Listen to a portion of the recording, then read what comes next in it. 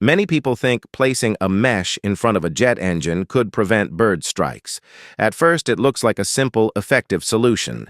When the engine is at low power, the mesh seems strong enough to stop a bird. A bird flies straight into it, and nothing dramatic happens. The engine keeps running, and it looks like the mesh works perfectly.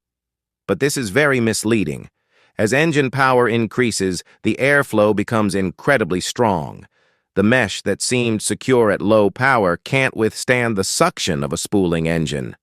Suddenly, it's pulled straight into the intake, becoming a dangerous object inside the airflow.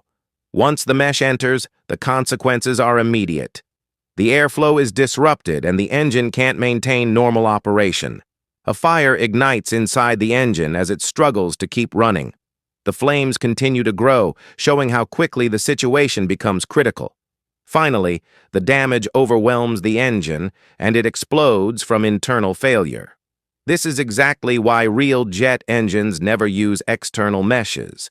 Aircraft rely on internal design, blade strength, and extensive testing to handle bird strikes safely, not barriers that can destroy the engine.